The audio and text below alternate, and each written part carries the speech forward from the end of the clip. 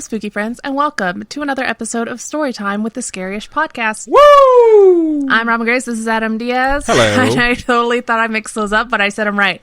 This is Scaryish. We read stories, your homegrown horrors. Adam, tell us what those are. Before I do that, shout out to Laura and 588 who just resubscribed for the 6th month using their Twitch Prime subscription. Robin, Twitch Prime is a derivative of Amazon Prime. Tell us how that works. So, a Twitch.tv account is totally free. If you have Amazon Prime, you can get Twitch Prime. It's totally included. You just link your Amazon account to your Twitch account, and you can subscribe to a channel of your choice once every 28 or 30 days or something like that. So, Basically, it's $5 for free. You don't pay anything. You're getting that with your Amazon Prime subscription, and that comes to us if you pick our channel, which is super awesome. Also, shout out to the Snarked, who just resubscribed for the 15th month. Says, happy sub-anniversary. Pretty good. Laura Ann's message there was, yeah, it worked. I know that they're having some trouble getting their message to come through. Glad that did finally work. However, like Robin said, this is a Storytime episode, which means we're reading homegrown horror, and she already asked me to explain what those are. Homegrown horrors are the paranormal, spiritual, supernatural, spooky, creepy, sometimes true crime, sometimes coincidental stories that you have experienced, your friends, your family, anyone that you know, that you're comfortable sharing that story with us. We definitely want to hear about them, so feel free to share them, and we will read them on the Storytime episodes. My voice is starting to go a little bit. You can email storytime@scaryish.com. You can also go to our social medias, facebook.com/scarishpodcast, @scarishpod on Twitter, and @scarishpodcast on the Insta, or our website, scarish.com. You're so hip now. Click on Contact Us. I've literally been saying that for like a year. And you can reach out to us in those various ways to get us your stories. We're going to be reading 4 tonight. Pretty excited. How about you? Pretty excited. I feel like it's been a really long time since we did the last one, so it's kind of cool. It's only been an extra day. We took off Christmas Day to spend with our families. Yeah, so happy holidays, everybody. Happy holidays to everyone out there. Hopefully, I know there's still more days of Hanukkah, so. Yeah, absolutely. Yeah. And hopefully you folks enjoyed your Wednesday off as well. I'm hoping no one out there had to work, and for anyone who did, thank you so much, because you're probably providing an invaluable service that most of us could not be without. So thank you to everyone who worked on Christmas. You guys are amazing. I believe I'm going to be the first person that reads tonight. So I'm just going to go ahead and dive right into it. You go, I guess. Cool. The subject of this first one is sleep paralysis demon. So you already got my attention. And it starts out like this. Hey, Robin. Hey, Adam.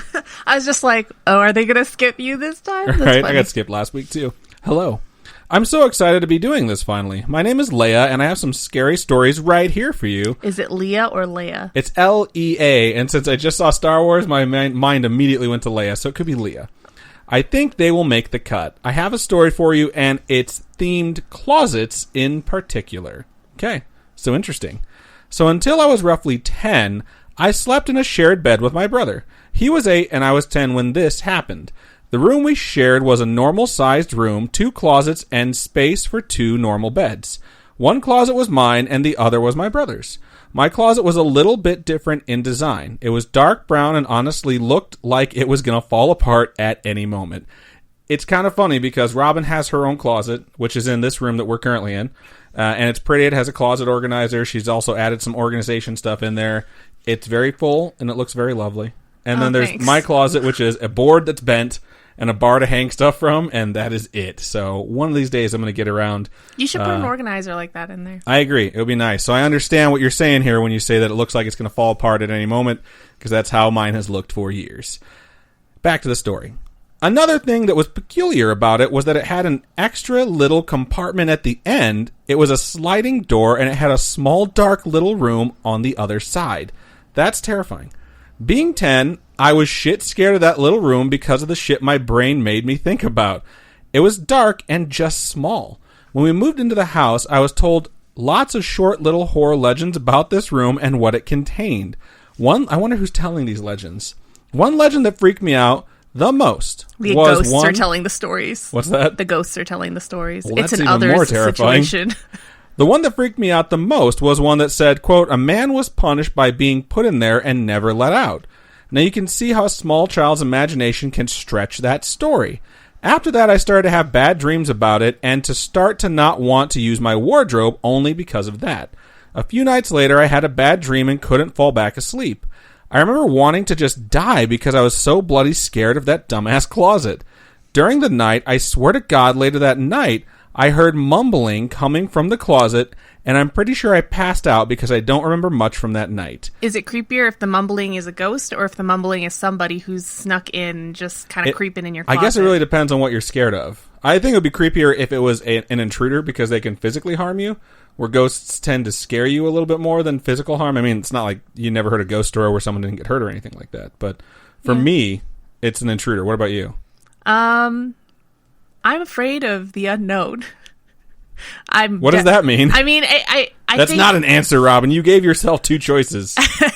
I'd be scared of both. They're both unknowns. So you just go to max level scared no matter what? I'd be max level scared. It doesn't matter. There's mumbling coming out of my fucking closet. And you're immediately terrified. Yeah. Okay, good to know.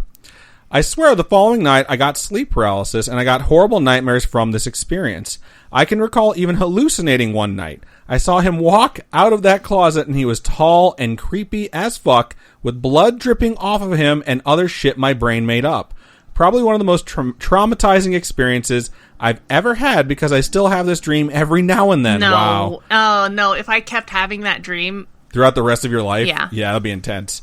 It is official that every time I get sleep paralysis, he is there, and it looks like he haunts me all the time. Thanks so much. Sorry for any spelling mistakes or anything. A bye with a heart emoji. Well, thank you so much for sending that in. That was really, really, really good and kind of terrifying. I wonder if anyone else has history of like your sleep paralysis demon showing up when you were a kid and then just persisting throughout the rest of your life, because we've definitely heard stories of folks that have grown out of sleep paralysis. We've also heard stories from folks that just have had sleep paralysis since they were very young. So I don't know, send us your stories if that's the case. Yeah, right on. All right, so I'm going to get into my first email here. The first homegrown horror that I'm going to read for the night is titled "My Grandfather Was a Freemason," which is so fucking cool. That sounds interesting as I shit. know. All right, it goes. Hey guys. Hello. Hey. Did I throw you off with an extra greeting there? Sounded like your brain melted. I don't know. Okay, stop. Okay, so I'm a new listener and absolutely love the podcast. Welcome. Shout out to this Gray Coast who has resubscribed for the 8th month. Thank you so much. Using their Twitch Prime subscription. Thank you. We appreciate that. You guys can also subscribe if you go to twitch.tv/Scaryish podcast, just saying. Okay, so that's for the listeners. To the listeners, not the folks that are like, I'm watching it. Yeah, I'm watching right now, it. Robin. Thanks. Okay. Every 6:30 p.m. Pacific Standard Time on Wednesdays, except for today, which is a Thursday, because this Wednesday was Christmas. Merry Christmas, Happy Holidays, y'all. Go ahead and get back to that email, Robin. I was listening to your episode about the moving coffins when I briefly mentioned... No, you didn't mention it. We mentioned it. I was listening to your episode about the moving coffins when you briefly mentioned the Freemasons, and I immediately knew that I had to share this story. I'm listening from the north of England, and my family has lived here for generations. Ooh. Neither me nor my parents are... I added that. It's not in the email. The little ooh is not in the email, just me. Okay. I figured that was you, yeah. So neither me nor my parents are particularly religious, but my grandparents absolutely are, especially my grandfather. My grandfather was a super normal dude for the most part. He worked at the docks as a ship repairer and loved spending time with my mom, her two siblings, and my grandmother. However, when my mom was about 3 years old, my grandfather joined the Freemasons. That's interesting. I wonder how you join. I don't know. Probably just sign up, right? I mean, I'm sure there's a lot of stuff you have to do. Like, there's a quest you have to go on. I'm just thinking they walk in, they give them a clipboard, and they're like, here, sign up. I think you have to kill a bunch of wolves, and then after that, like goblin assassins. I might be thinking about the intro to World of Warcraft for the human race. I can't quite remember. But then again, I'm not a Freemason, so I wouldn't know. Anyway, so he and my grandmother never kept secrets from each other throughout their marriage. From when they met, when they were 16... The feels, that's cute. That is cute. Shout out to Lady Emo 0918 who just followed us on Twitch. Thank you very much, Lady Emo. Thank you. From when they met when they were 16 right up until my grandfather joined the Freemasons. As you may know, one of the rules of the Masons is the vow of secrecy that has to be taken upon joining, with a penalty of having your tongue ripped out if you break it. Did they say "as you know" to start? Because I did not know that. I didn't know. Well, I think the rule of secrecy. So the having to be. Know that. Oh, okay. It's not like I know about Fight Club. The first two rules are you don't talk about it, which I just broke because I talked about it. Bit of an overreaction, in my opinion.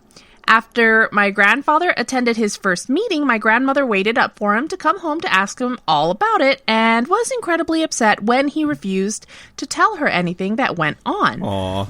The Mason secrecy vow caused more upset in their marriage than anything else because my grandmother just couldn't understand what could be so important and special that he couldn't tell her. He was moving coffins. That's what it was. Oh my God.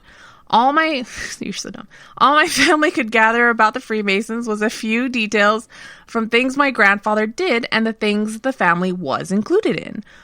One odd detail was that my grandfather used to save up money for whiskey, something that was difficult for my family because whiskey was a luxury we could barely afford. Another thing my mother remembers was events that the Masons would throw, usually at the head of the Northern Masons' place. He was some lord, which is kind of fucking insane to me. I can't wrap my head around the fact that my local aristocracy were high-up Masons.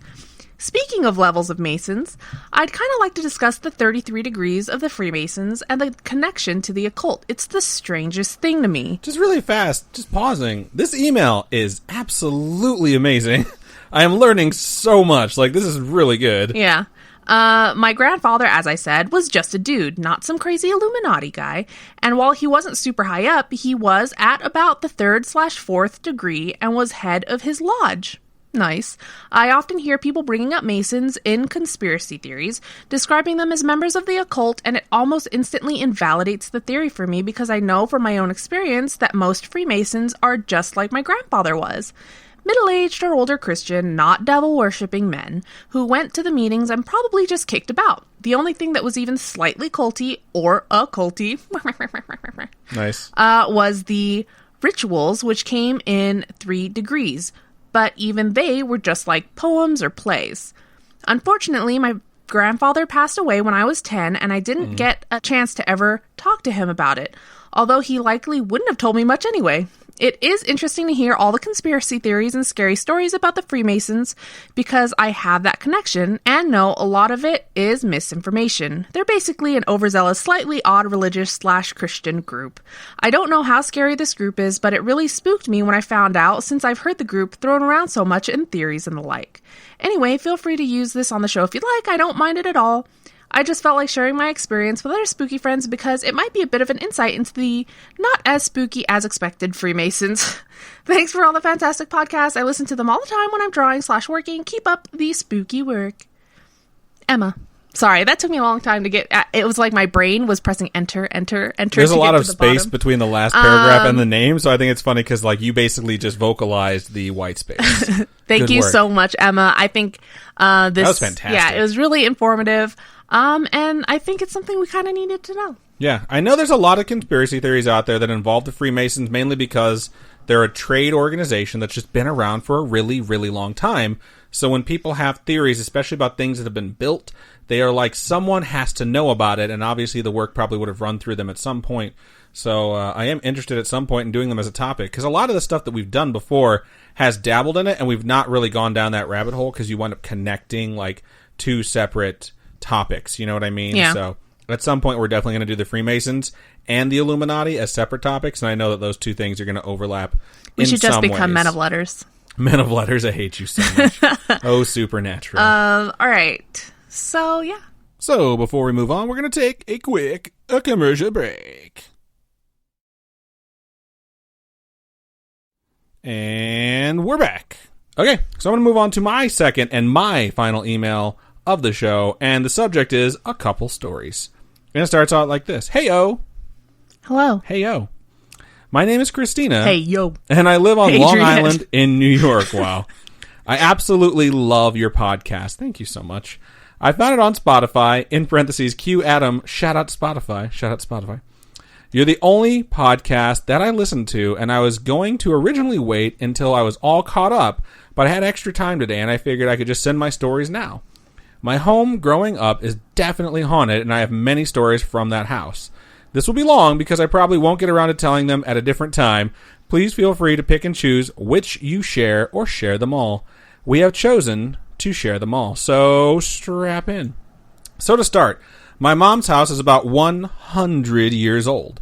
In our neighborhood, our house was the first on the block, and growing up, it wasn't surprising to get a couple of ghostly apparitions or strange midnight noises.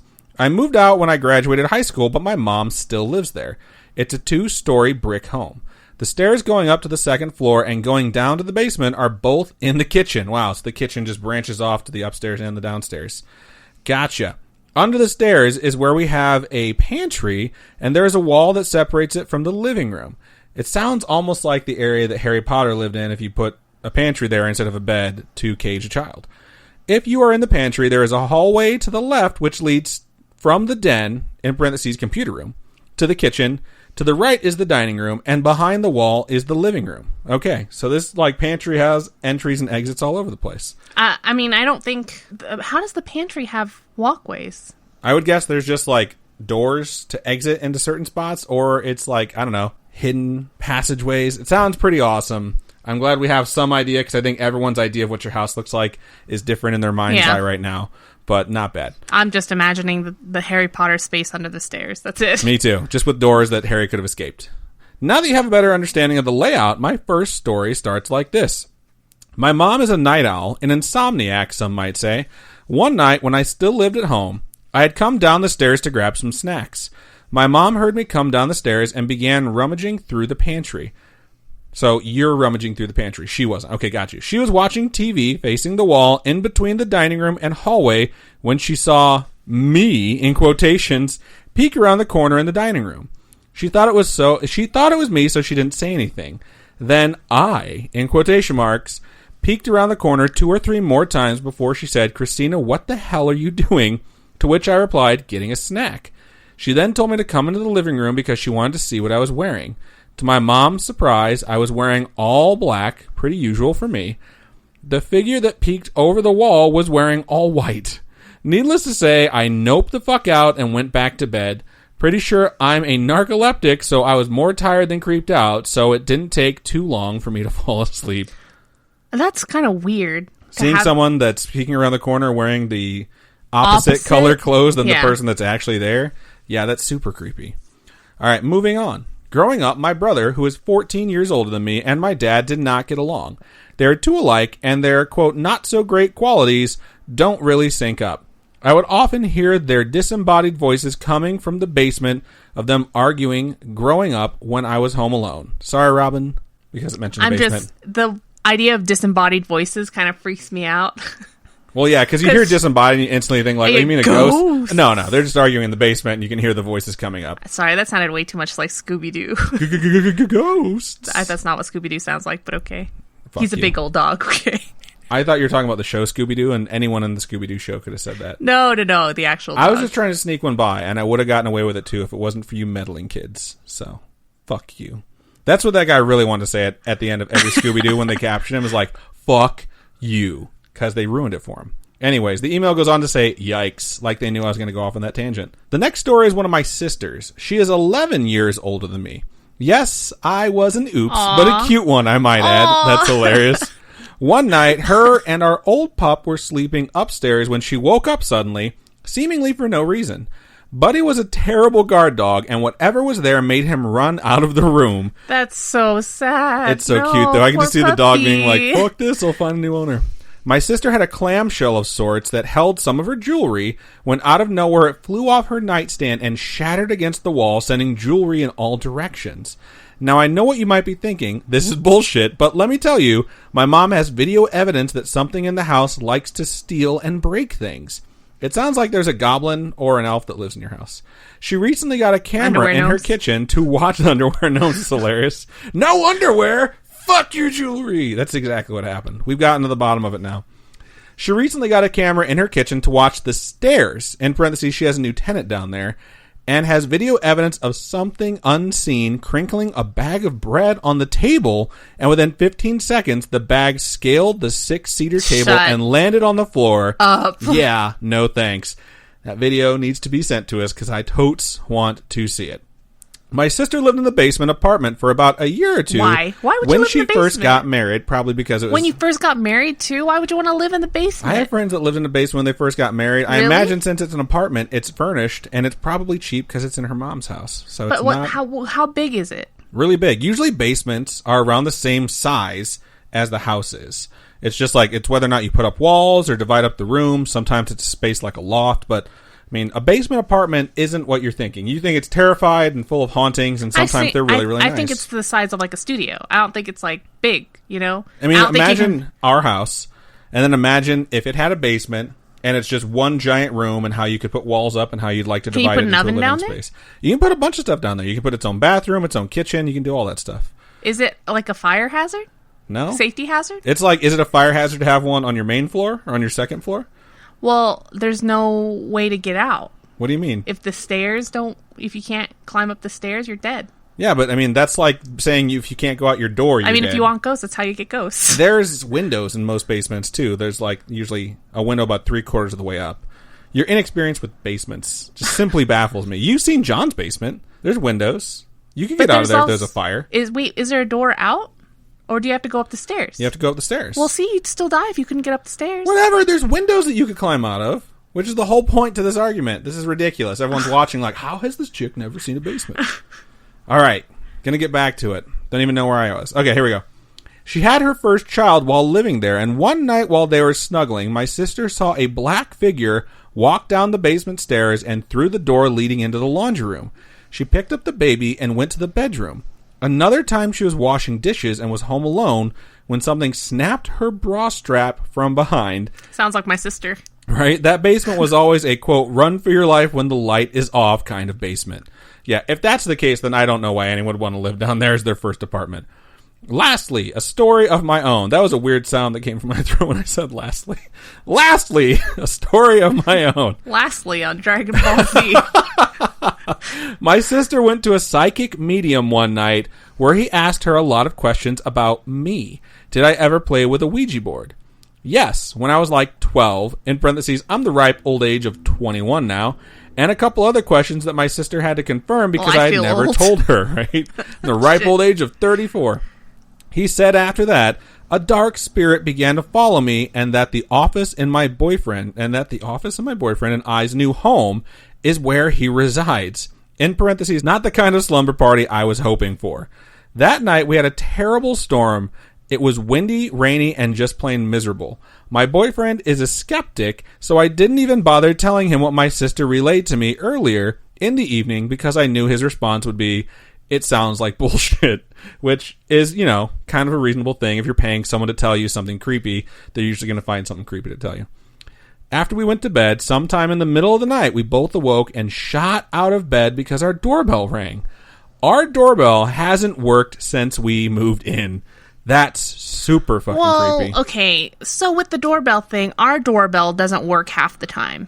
Our doorbell doesn't work half the time. Sometimes, once in a blue moon, if someone jams the button hard enough, it will ring and the dogs will lose their minds. I will say this. So I've only ever tested our doorbell since it stopped working like 3 or 4 times. And every time I've tested it, it works. So I think it's just about the pressure with which you push the doorbell button. So button, as Robin likes to say. So, okay, their doorbell went off in the middle of the night. I told him about my conversation with my sister earlier that night. He was a believer for about 8 hours. Turns out it was a power surge, and it's the button that doesn't work. I apologize for the extremely long email, but I've been sitting on these stories waiting to share. I'm sure you have a ridiculously long backlog, but if you could just let me know what episode that some, in parentheses, if any, of these stories will be on so I can tune in. So we'll go ahead and reach out to you right now. You guys rock, keep on creeping on, and I look forward to hearing back from you. P.S. Long Island has some haunted locations. I know you did the Amityville Horror House already. Lake Ronkonkoma is also really cool. I lived right there for about 2 years. There's the Kings Park Psych Center as well. I would love to hear the kind of research you could put in on either of these locations. Okay, I'm done now. Thank you for your time and attention. Best, Christina. Thank you so much, Thank Christina. you, Christina. Very well written. Very good stuff. Appreciate it. I like at the end you put best, Christina, because you're the best Christina. I just think I want to put that out there. I just don't think we had an email from a Christina before. I don't think so either, actually. You're the best one we've ever gotten. You're the best around. Nothing's going to ever keep you down. Yeah, that word. Well, we both fucked that up. Shit. Right on. Thank you for saying that in. Fuck. Okay, so the final email of the night is titled, Ghost Story of My Teenage Years.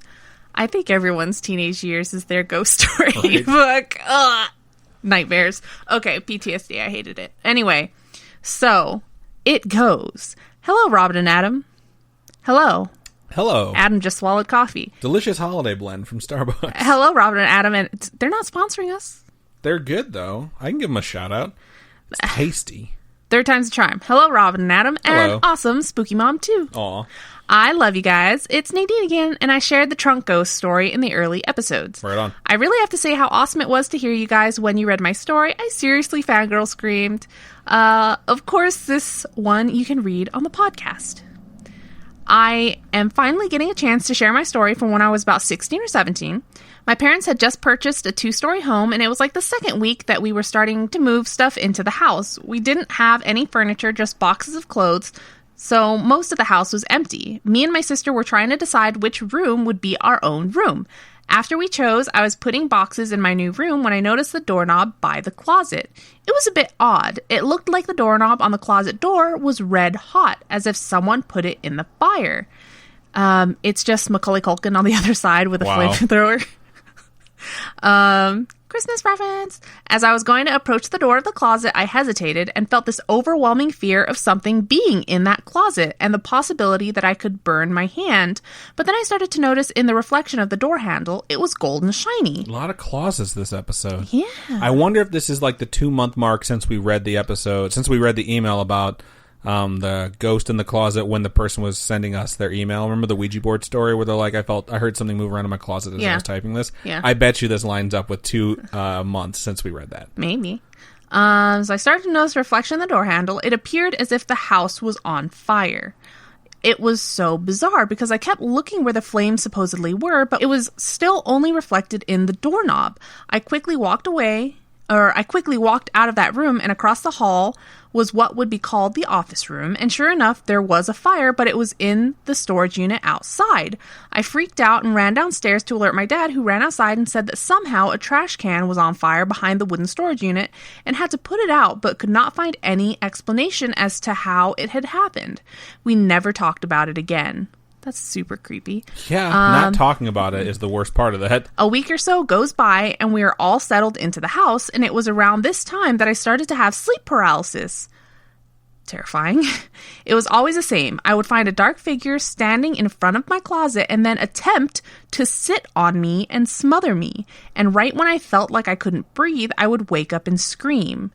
That is the worst. I can't even imagine. I hate it when people sit on me so I can't breathe. I can't even with you. I started to feel a bit crazy because sometimes I would hear whispering in the closet. Dude, seriously, this episode is just lots of things coming from the closet. And I wouldn't pay attention to it, but it would continuously happen. Then I started to hear things in my head. That's the worst. I would hear voices that were not my own, and I would wonder if I was schizophrenic, but it only happened while I was in the house and never away. I would have sleepovers at my friends' homes, and it would be the best sleep I would get, since I didn't suffer from the voices nor the sleep paralysis. I started attending church because my neighbor's family was very religious, and they had a girl that was my age. I eventually became active in the youth group of the church and started asking for prayer through this paranormal situation that was happening. I kept a Bible and would read it just about every day. I can't remember when exactly, but one day it stopped. I stopped having sleep paralysis. I stopped hearing voices. I contributed it to the fact that I would pray in my room out loud and would ask for this thing to move on and leave me alone. My parents still have the same house today, and I do still visit my old room, but there's been no paranormal activity since. Thank you so much, guys, for reading my story. I love the community you've created. I feel like I can share my story without judgment, and I appreciate that so much. Also, #TeamFan, and I got a new Omen baby, so I attached a picture of my sweet husky. It's so adorable. I love huskies. I just love dogs. I love animals. I love dogs, cats, hedgehogs, raccoons. She loves all animals. I love animals. Are there any animals you're scared of? The snakes count? I had a dream about snakes last night. It was really weird. Yeah. Do tell. Okay, you brought it up. You have to tell everyone now because everyone's curious what your dream was. I feel like it was like a dog attacking a snake or something. It was weird because I am that's my zodiac. Oh, it's so cute. I just showed her the picture of the husky. It's adorable. That's my zodiac, right? Not zodiac. No, that is zodiac, right? There's a snake. Chinese zodiac, and then there's the other zodiac. I am a snake. That's the year I was born. And so to me, it felt weird, having the snake in my dream, and then having a dog tear it apart. It was creepy. That sounds like an omen for sure. Yeah. We should probably look that one up. So we went and had tea on Monday with some family. Yeah, and we were just having fun, like looking at the tea leaves at the bottom and seeing what shapes they made, and then Googling what that could possibly mean. So. Yeah, so I don't know. It was just weird. A dog destroying a snake is very, very specific. Yeah, it teared it apart. It's like the snake had swallowed eggs or something, like giant fucking ostrich-sized eggs, and this dog just ripped them out of it. It was weird. Yeah. That's really weird, because Serpent's Mound out in Peebles, Ohio, which is one of the new 7 wonders of the world, is a giant burial mound in the shape of a snake eating an egg, which is supposed to depict the end of times, and the egg represents the sun. So I think there's way more to this dream than you know. We need to do some research, because I'm pretty sure your dream was prophesizing the end of the world. What? And we need to figure out who this dog is, because apparently they're going to save us by ripping apart the snake. So we got a lot to research. We're going to have to get back to you on what Robin's dream really means. Her jaw is literally hanging wide open. For those of you who are watching, you can see it. But for those of you who are listening, you need to know. Shut up. I'm not being hyperbolic about that. I'm 100% being serious about Serpent's Mound. In senior year for high school for me, we had to do a book report in a group on one of the new 7 wonders of the world. And my friends and I were like, let's see if anything is nearby and let's just drive to it. And our book report will be a video. And Peebles, Ohio was like a 6-hour drive from where we live. So we're like, fuck it, we're going. So we went and we recorded it and we got an A. We crushed it. And we researched all this stuff about Serpent's Mound while we were there. We took a video walking around the mound and went into the like gift shop that shows you like all the history of it and stuff like that. So, yep, 100% true. Interesting stuff. It was really fun to end on this. I feel bad because we didn't comment too much on the last email that we read. But I really think it's interesting that we had 2 emails that talked about stuff in the closet and voices that came from there. And I think it's great that you strengthened your faith, and through that, you were able to have this weird, bizarre current stop. So that's fantastic. Robin is still over here terrified of her dream. So what? I think I just poisoned her brain. Oh my God.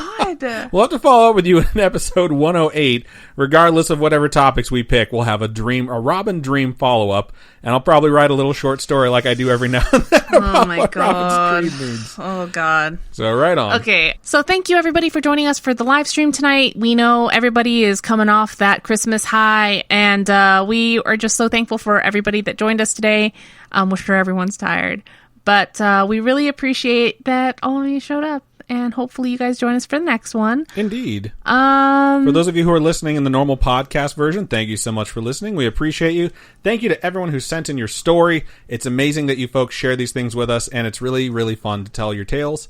If you want to share a story with us, if you would like to share a story with us, email storytime@scaryish.com. That is our email address. Or you can go to our website, scaryish.com.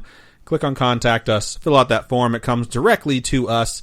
And if you want to go to any of our social medias, you can hit us up there as well. Facebook is facebook.com/scarishpodcast. Twitter is @scarishpod, and Instagram is @scarishpodcast. There's a bunch of different ways for you to reach out to us. Whatever makes you feel most comfortable. Don't forget to go pre-order our first enamel pins that we've ever released. Pre-order them. Go pre-order our enamel pins. Easiest way is to go to any of our social medias. There's a post about them everywhere. Or you can go to scaryish.com, and if you scroll to the bottom, there's a little link that says Robin's Quiet Corner. It's a little button that you can click, and that is Robin's Etsy shop, and that is where the pre-orders are available. All the links that we have posted for these things will take you there. And if you can't find any of the links, just go to scaryish.com, scroll to the bottom and click that. And you can pre-order them right now. They are being made. We just posted a picture of what they look like without the paint. It's pretty exciting. Oh my God, my heart. When I got sent that they were actually getting made, oh my goodness. I was just so... Oh, my heart. I'm so excited. And it's so nice to see my babies come to life. I'm so stinking excited. Also, next week is going to be New Year's Day. So we're going to do the stream again on Thursday. Are we? I didn't know if we were going to delay, but if we are going to delay, then okay, we're going to delay. Okay, we're going to delay. Cool. I'll have to tell my D&D group they're going to be very disappointed we haven't played in a month. Oh, maybe we should do it on Tuesday then. No, I don't know. That's New Year's Eve. No one will show up if we do it. Oh, okay. Should we do it on New Year's Day then? Well, here's the thing. Here's 3 options that we have. We do it on January 2nd, and everyone in my D&D group is sad. We do it on New Year's Day, and some of you may show up, some of you may not because everyone's hungover. Or we do it on New Year's Eve, and if we do it on New Year's Eve... I don't think anyone's going to show up. So I think the only way we can get people to show up is by encouraging it to be a drinking game. Yeah, I was going to say, if we drink and they can drink, then it'll be... So you folks let us know what you want to do on any of our social medias. Hit us up and say what day you're thinking about doing it. But for now, this moment, we're going to plan that it's going to be January 2nd that we'll do it. And if we get enough encouragement to change it, we will. And we'll see what happens with that. And we'll keep everyone posted through all of our social medias. I think that's the best way to do it. Thank you to everyone for your support. And it's been amazing this past year to look back and see how much we've grown and how much you folks have helped us out with so much. Robin, for folks who would like to support us monetarily, which means money, if you would like to do so? If you would like to support us and keep the show going, one, you can pre-order our enamel pins that we have being made. Two, you can go to patreon.com/Scaryish podcast, where we have monthly donations, whole bunch of different tiers. That's where you can get a hold of commercial-free episodes. Also, you can go to ko-fi.com/Scaryish podcast. Those are one-time donations. All those donations help us upgrade our studio setup. And yeah. So that's just about everything we have for Storytime episode number 98. Thank you so much to everyone who joined us and everyone who listened. I think it's about time for that sign out, so hit us with it, Robin. Keep on creeping on, and we'll talk to you guys later. Bye.